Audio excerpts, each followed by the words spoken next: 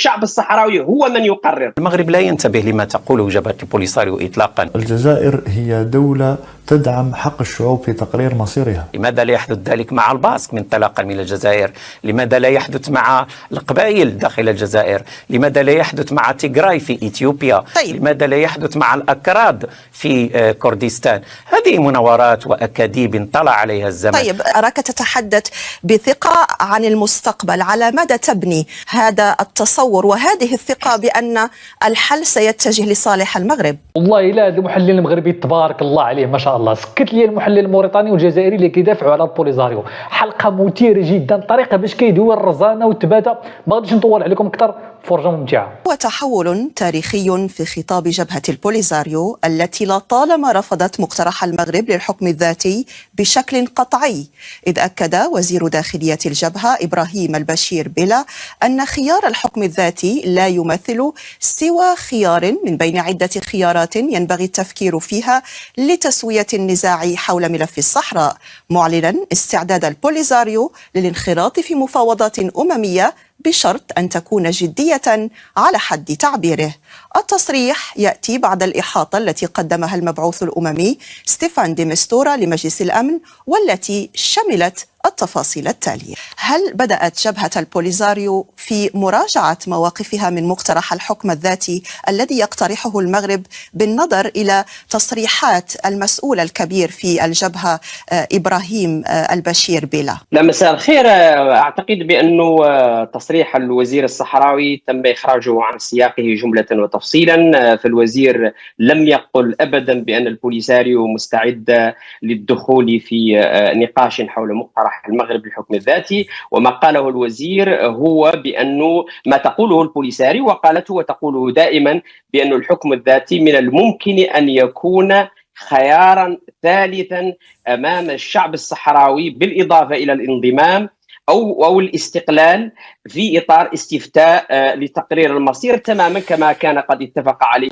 الأطراف. والاستفتاء تقرير المصير بالمناسبة هو الحل السياسي الوحيد المتفق عليه إلى حد الساعة بين طرفي النزاع. فيما يتعلق بالحكم الذاتي موقفنا واضح جدا، نرفضه جملة وتفصيلا لمجموعة من الاعتبارات، ولكن أهمها بأنه يتناقض مع السياق القانوني والتاريخي للقضية الصحراوية، والتي إلى حد الساعة ما زالت تؤطرها اللائحة 15-14 الجمعية العامة المتحدة والمتعلقة بتصفية الاستعمار. الصحراء الغربية إقليم مسجل لدى الأمم المتحدة كإقليم مستعمر ضمن لائحة 17 إقليم، وهناك مسار أممي جاري من أجل تصفية الاستعمار من الصحراء الغربية. والأمم المتحدة من أجل تنظيم استفتاء تقرير المصير قد قامت بأكثر من 80% من العمل المطلوب، ولكن المغرب اعترض في منتصف الطريق على بسبب قناعته بأن الصحراويين سيصوتون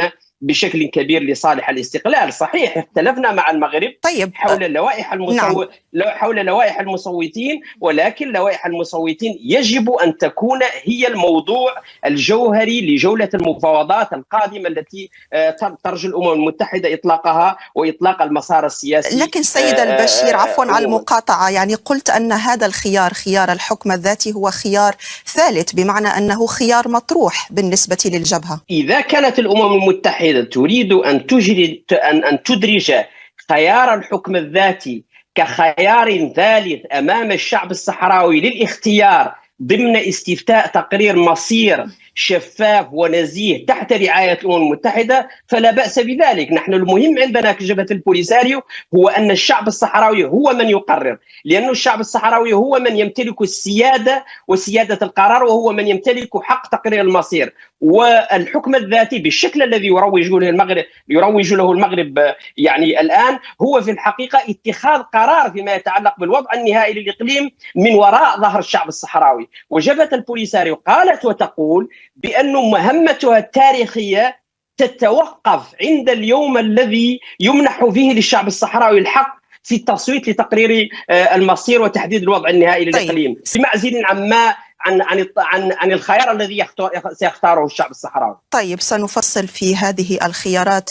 الأستاذ عبد الهادي المزراري، كيف تتابع الرباط هذه التصريحات القادمة من وزير داخلية البوليزاريو، والتي تتزامن كذلك مع تطورات يعني دولية في هذا الملف، آخرها تأكيد إدارة الرئيس ترامب على الموقف الداعم للمقترح المغربي؟ بداية يجب أن أشير لبعض النقط الأساسية والتي تتعلق أساسا بالتطورات التي حصلت في السنوات الأخيرة والمرتبطة بقضية الصحراء المغربية. هناك تحول سياسي وجيوستراتيجي في مواقف الدول التي لا علاقة بهذا النزاع. حينما أقول الدول التي لا علاقة بهذا النزاع استثمرت فيه لفترة من الوقت، أقول لك إسبانيا، فرنسا، ألمانيا، الولايات المتحدة الأمريكية، واعترافات هذه الدول بمغربية الصحراء يعني بكل صراحة هو إقرار بمشروعية تاريخية وبحق تاريخي وحقوق جغرافية للمغرب في هذه الربوع حتى قبل أن توجد دولة الجزائر أو ما يمكن أن نتحدث عنه في دول الجوار واستقلالها. فيما يتعلق بالتطورات الحاصلة سيدتي الفاضلة، أقول لك بأن المغرب طالب من الأمم المتحدة ومجلس الأمن بأن يأخذ بهذه المتغيرات وبهذه الاعترافات الدولية بعين الاعتبار من أجل صياغة تقارير وتوصيات تتلائم مع المقترح الذي قدمه المغرب، وهو مقترح الحكم الذاتي ولا شيء غير الحكم الذاتي تحت سقف السيادة المغربية. بالنسبة لما تقوله البوليزاريو جوابا عن سؤالكم، المغرب لا ينتبه لما تقوله جبهة البوليساريو إطلاقا، لأنه يعرف بأن هذه الجبهة لا تقرر مصيرها، وإنما مصيرها السياسي وتصريحاتها وكل ما يملى عليها يقرر في قصر المرادية. ربما ضربنا كثيرا للمقولة التي تقول الجزائر بأنها طرف حيادي وبأنها تدعم استقلال تقرير مصير الشعوب، وهذه كانت كذبة بالفعل وقفت عليها قرارات والدول الكبرى مثل الولايات المتحدة، فرنسا، إسبانيا، ألمانيا واجهوا النظام الجزائري بهذه الحقائق بأنه طرف أساسي. طيب حتى أقول لك بأن يعني جميع القرارات التي صدرت عن مجلس عفوا دقيقة جميع القرارات التي صدرت عن مجلس الأمن منذ 2020 إلى اليوم تطالب الجزائر بالجلوس إلى طاولة الموائد المستديرة مع جبهة البوليساريو طبعا، وبطبيعة الحال الجزائر وجبهة البوليساريو ترفض الجلوس لطاولة الموائد المستديرة. طيب، لكن العودة إلى فقط هذه التصريحات سيد المزراري، يعني ضيفي الأستاذ البشير تحدث عن خيار ثالث يعني من الممكن أن تتم مناقشته لكن في إطار الاستفتاء، بمعنى أن يكون خيار الحكم الذاتي تحت السيادة المغربية لكن ضمن خيار هذا الاستفتاء. والملاحظ في إحاطة المبعوث الأممي دي مستورا يعني لم يشر إلى مسألة الاستفتاء كخيار، بمعنى أنه لم يتطرق إلى مقاربة الاستفتاء. كيف تنظر إلى هذه النقطة التي تفضل بها السيد البشير؟ أشكرك سيدتي على هذا السؤال. أولا دي مستورا كان تقريره سيكون بشكل مغاير لو لم تتم استدعائه للخارجية الأمريكية، وبعد ذلك دي مستورا كان صريحا في المرادية عندما قابل المسؤولين الجزائريين وقال لهم بأن خيار الاستفتاء انتهى، خيار التقسيم انتهى، نحن أمام مبادرة مغربية سبق لمجلس الأمن. ربما دي مستورا مكره على أن يقول مثل هذا الكلام، لكنه أصبح إقرارا بالواقع الذي صارت عليه، لأنه يتحدث مع أعضاء مجلس الأمن. أعضاء مجلس الأمن فرنسا، الولايات المتحدة، كل هذه الدول سبق ونصدرت مواقفها بشكل رسمي. الآن حينما تتحدث الجزائر بوليزاريو أو الجزائر البوليزاريو عن احتمال التفاوض أو القبول بمقترح الحكم الذاتي، ضيفك الكريم قال بأنه لن يقبل بالحكم الذاتي. سنرى هل فعلا سيقبلون أو لن يقبلوا بذلك. وربما أقول لك من باب التفكير في هذا الموضوع أن كما قلت لك قبل قليل القرارات التي تصدر عن جبهة البوليساريو لا يؤخذ بها، لا بد من انتظار ماذا ستملي الجزائر على البوليساريو لكي تقرره أو تتحدث به. طيب، ضيفي من الجزائر العاصمة الأستاذ مالك، يعني أيا كانت التأويلات بخصوص تصريحات وزير داخلية البوليساريو، يعني إذا وافقت أو وافق لنقل أغلبية داخل الجبهة للتفاوض مع المغرب أو النقاش حول هذا الخيار الثالث، يعني هل ستقبل الجزائر بهذا الأمر؟ هل ستدعمه؟ في حقيقة الأمر الجزائر لم تكن يوما طرفا في الصراع. الجزائر هي دولة تدعم حق الشعوب في تقرير مصيرها.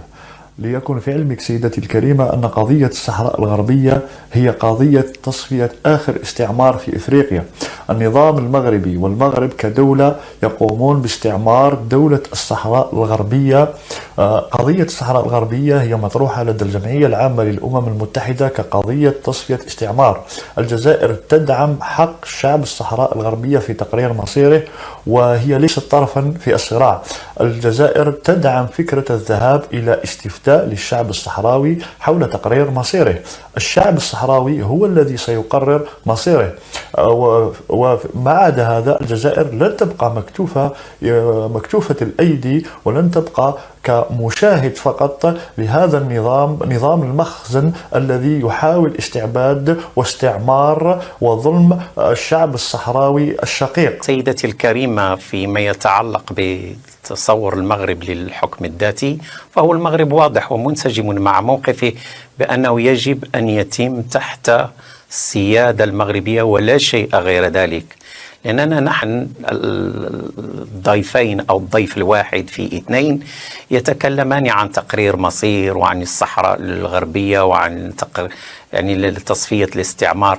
هم ربما ليست لديهم دراية بأن المغرب هو أول من قدم طلب تصفية الاستعمار لدى لجنة تابعة للأمم المتحدة في الستينيات من القرن الماضي، وأن إسبانيا التي كانت تحتل هذه الربوع وانسحبت منها اعترفت بمغربية الصحراء رغما عنها. المغرب لا يستجدي مواقف هذه الدول، بل المغرب، ويجب أن نذكر الشعب الجزائري والدولة الجزائرية وكذلك البوليساريو بأن المغرب عندما قرر بأنه لا تعامل ولا علاقات مع أي دولة كانت إلا من منظار الاعتراف بمغربية الصحراء، فهو لا يستجديها، بل بالعكس هذه الدول هي التي تخضع للأمر الواقع. الآن حينما نتحدث عن جبهة البوليساريو، سيدتي الكريمة، جبهة البوليساريو لا تمثل الصحراويين. جبهة البوليساريو فعلا هي أقلية، حتى الأشخاص الموجودين في مخيم تندوف السلطات الجزائرية ترفض إجراء إحصاء لهم. هناك موريتانيون، ربما الأخ الذي نتحدث معه الآن هو من جنسية موريتانية. أضف كذلك أقول لك بأن العديد من المشاكل المرتبطة الآن بجبهة البوليساريو قد تصنفها منظمة إرهابية. لا يجب أن ننسى، وهذا باعتراف قادة ساهموا وأسسوا جبهة البوليساريو، والآن هم يتواجدون في المغرب، في العيون، في الدخلة، في السمارة، في الرباط، في طنجة، في البيضاء، يقرون بأن جبهة البوليساريو ارتكبت جرائم. يجب أن نذكر ذلك بانتفاضة 88. آخر شخص يمكن أن نتحدث عنه وهو كان مفتش عام شرطة البوليساريو يسمى مصطفى سلمى ولد سيدي مولود. هذا الشخص في عام 2010 دعا في إطار زيارة التي تشرف عليها الأمم المتحدة إلى التفكير في حل الحكم الذاتي.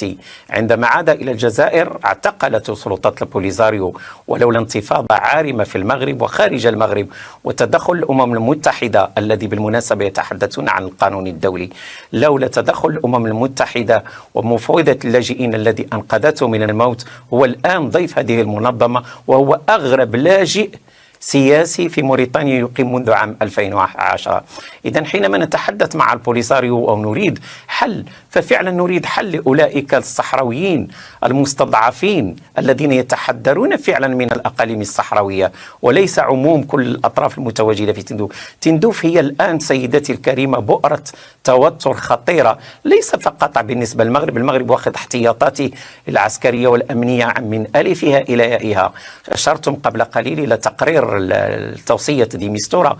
يجب أن تذكروا أيضا بتوصية رئيس بعثة المينورسو إلى مجلس الأمن الذي وضع النقط على الحروف وقال بأنه المنطقة آمنة رغم تحرشات البوليساريو ورغم البلاغات الكاذبة الصادرة في إعلام دولة الجزائر. وقال أيضا بأن المغرب يملك المبادرة الأمنية ويملك زمام الردع، لكنه يتحلى بسياسة ضبط النفس. نحن حينما نتحدث عن هذا المشكل الذي عمر 50 سنة، لماذا استمر كل هذه السنين؟ لأن أطرافا خارجية وإقليمية استثمرت فيه الكثير. طيب. الضيف الكريم من الجزائر يقول بأن الجزائر تدافع عن حق تقرير مصير الشعوب. لماذا لا يحدث ذلك مع الباسك من انطلاقا من الجزائر؟ لماذا لا يحدث مع القبائل داخل الجزائر؟ لماذا لا يحدث مع تيغراي في إثيوبيا؟ طيب. لماذا لا يحدث مع الأكراد في كردستان؟ هذه مناورات وأكاذيب انطلع عليها الزمن. طيب. أقول لك سيدتي نعم. وختاما حتى لا أطيل عليكم، رغم أنني أمثل موقف طرف واحد في مواجهة موقفي طرفين في طرف واحد، أقول لك بكل صراحة بأن ما يحصل الآن في الجزائر وجبهة البوليساريو يفكرون داخل الصندوق، تجاوزتهم الأحداث الإقليمية. طيب. وصلنا للختام ديال الحلقة الإخوان. دائما إذا عجبكم المحتوى ما تنسوش الإعجاب والاشتراك باش نواصلوا في تقديم المزيد. شكرا لكم.